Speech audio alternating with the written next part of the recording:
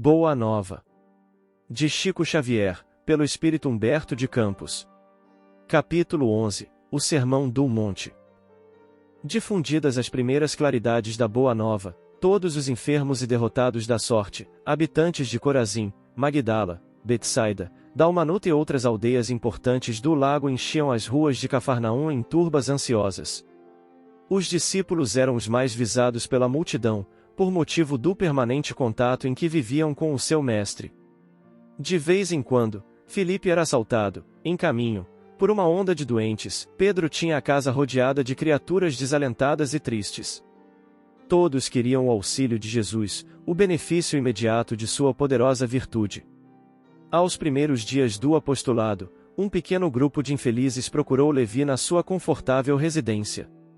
Desejavam explicações sobre o Evangelho do Reino, de modo a trabalharem com mais acerto na observância dos ensinamentos do Cristo. O coletor da cidade manifestou certa estranheza. Afinal, disse-ele aos infortunados que o procuravam, o novo reino congregará todos os corações sinceros e de boa vontade, que desejem irmanar-se como filhos de Deus. Mas, que podeis fazer na situação em que vos encontrais? E dirigindo-se a 3 deles, seus conhecidos pessoais, falou convicto. Que poderás realizar, Lisandro, aleijado como és? E tu, Áquila, não foste abandonado pela própria família, sob o peso de sérias acusações? E tu, Pafos? Acaso edificaria alguma coisa com as tuas atuais aflições? Os interpelados entreolharam-se cabisbaixos, humilhados. Somente então chegavam a reconhecer as suas penosas deficiências. A palavra rude de Levi os despertara. Tomara-os uma dor sem limites. Jesus dissera, nas suas pregações carinhosas, que seu amor viera buscar todos os que se encontrassem em tristeza e em angústias do coração. Quando o Mestre chegará, haviam experimentado a restauração de todas as energias. Jubilosos, guardavam as suas promessas, relativamente ao Pai justo e bom, que amava os filhos mais infelizes, renovando nos corações as esperanças mais puras. Achavam-se exaustos, mas a lição de Jesus lhes trouxera novo consolo às almas desamparadas de qualquer conforto material. Queriam ser de Deus, vibrar com a exaltação das promessas do Cristo. Porém, a palavra de Levi novamente os arrojara à condição desditosa. O grupo de pobres infortunados retirou-se em desalento. No entanto, o mestre pregaria no monte, aquela tarde, e, quem sabe, ministraria os ensinamentos de que necessitavam.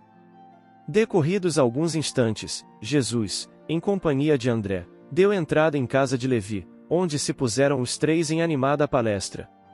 O coletor, a certa altura da conversação, a sorrir ingenuamente, relatou a ocorrência, terminando alegremente a sua exposição, com estas palavras. Que conseguiria o Evangelho do Reino, com esses aleijados e mendigos? Mas, lembrando-se de súbito que os demais companheiros eram criaturas pobres e humildes, acrescentou, e é justo esperemos alguma coisa dos pescadores de Cafarnaum, são homens fortes e desassombrados e o bom trabalho lhes cabe. Não vejo, porém, como aceitar a contribuição desses desafortunados e vencidos que nos procuram. Jesus fixou o olhar no discípulo com profundo desvelo e falou com bondade, batendo-lhe levemente no ombro. No entanto, Levi, precisamos amar e aceitar a preciosa colaboração dos vencidos do mundo. Se o Evangelho é a boa nova, como não há de ser a mensagem divina para eles, tristes e deserdados na imensa família humana? Os vencedores da terra não necessitam de boas notícias. Nas derrotas da sorte, as criaturas ouvem mais alto a voz de Deus. Buscando os oprimidos, os aflitos e os caluniados, sentimos-los tão unidos ao céu, nas suas esperanças, que reconhecemos, na coragem tranquila que revelam, um sublime reflexo da presença de nosso Pai em seus espíritos. Já observaste algum vencedor do mundo com mais alta preocupação do que a de defender o fruto de sua vitória material? Levi sentia-se comovido e, aproveitando a pequena pausa que se fizera, exclamou, algo desapontado. Senhor, minhas observações partiram tão só do meu intenso desejo de apressar a supremacia do Evangelho entre os que governam no mundo. Quem governa o mundo é Deus, afirmou o mestre, convictamente, e o amor não age com inquietação. Agora, imaginemos, Levi, que os triunfadores da terra viessem até nós, ensarilhando suas armas exteriores. Figuremos alguns generais romanos chegando a Cafarnaum, com os seus troféus numerosos e sangrentos, afirmando-se desejosos de aceitar o evangelho do reino de Deus e oferecendo-se para cooperar em nosso esforço. Certamente trariam consigo legiões de guardas e soldados, funcionários e escribas, carros de triunfos, espadas e prisioneiros. Começariam protestando contra as nossas pregações pelas estradas desataviadas da natureza. Por não estarem, no íntimo, desarmados das vaidades das vitórias, edificariam suntuosos templos de pedra, em cuja construção lutariam duramente por hegemonias inferiores. Uns desejariam palácios soberbos, outros empreenderiam a construção de jardins maravilhosos. Recordando a ação das espadas mortíferas, talvez pretendessem disputar a ferro e fogo o estabelecimento do reino de Deus, exterminando-se reciprocamente, por não cederem uns aos outros, em seus pontos de vista, desde que cada vencedor se julga, no mundo, com maior soma de direitos e de importância. A pretexto de lutarem em nome do céu, espalhariam possivelmente incêndios e devastações em toda a terra. E seria justo, Levi, trabalhássemos por cumprir a vontade do nosso Pai, aniquilando seus filhos, nossos irmãos? O apóstolo ouvia assombrado, em face da profundeza de sua argumentação. O mestre continuou: até que a esponja do tempo absorva as imperfeições terrestres, através de séculos de experiência necessária, os triunfadores do mundo são pobres seres que caminham por entre tenebrosos abismos. E imprescindível, pois, atentemos na alma branda e humilde dos vencidos. Para os seus corações Deus carrega bênçãos de infinita bondade. Esses quebraram os elos mais fortes que os acorrentavam às ilusões e marcham para o infinito do amor e da sabedoria. O leito de dor, a exclusão de todas as facilidades da vida, a incompreensão dos mais amados, as chagas e as cicatrizes do espírito são luzes que Deus acende na noite sombria das criaturas. Levi, é necessário amemos intensamente os desafortunados do mundo. Suas almas são a terra fecundada pelo adubo das lágrimas e das esperanças mais ardentes, onde as sementes do Evangelho desabrocharão para a luz da vida. Eles saíram das convenções nefastas e dos enganos do caminho terrestre e bendizem do nosso Pai, como sentenciados que experimentassem, no primeiro dia de liberdade, o clarão reconfortante do sol amigo e radioso que os seus corações haviam perdido. E também sobre os vencidos da sorte, sobre os que suspiram por um ideal mais santo e mais puro do que as vitórias fáceis da terra, que o Evangelho assentará suas bases divinas. André e Levi escutavam de olhos úmidos os conceitos do Senhor, cheios de sublimada emoção. Nesse ínterim, chegaram Tiago, João e Pedro e todo o grupo se dirigiu, alegre, para um dos montes próximos. O crepúsculo descia num deslumbramento de ouro e brisas cariciosas. Ao longo de toda a encosta, acotovelava-se a turba imensa. Muitas centenas de criaturas se aglomeravam ali, a fim de ouvirem a palavra do Senhor, dentro da paisagem que se aureolava dos brilhos singulares de todo o horizonte pincelado de luz.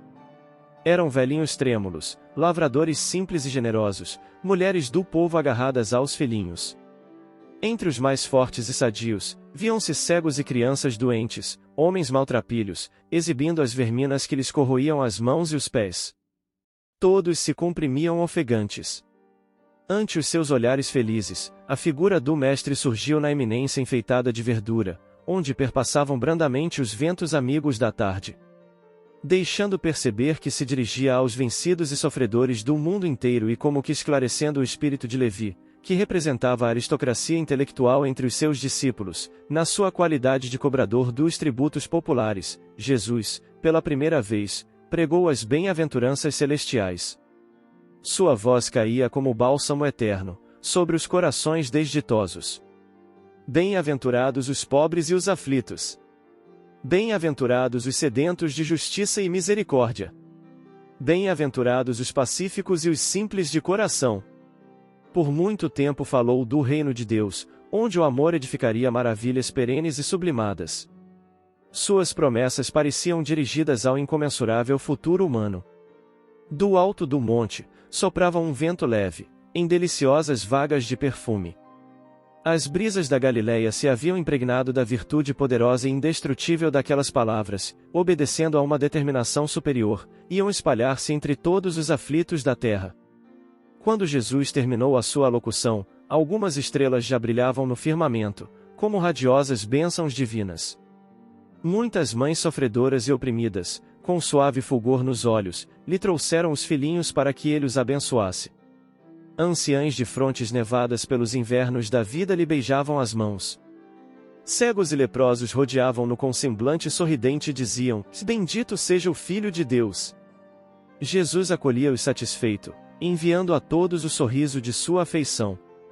Levi sentiu que, naquele crepúsculo inolvidável, uma emoção diferente lhe dominava a alma. Havia compreendido os que abandonam as ilusões do mundo para se elevarem a Deus. Observando as filas dos humildes populares que se retiravam, tomados de imenso conforto, o discípulo percebeu que os pobres amigos que o visitaram à tarde desciam o monte, abraçados, com uma expressão de grande ventura, como se os animasse um júbilo sem limite.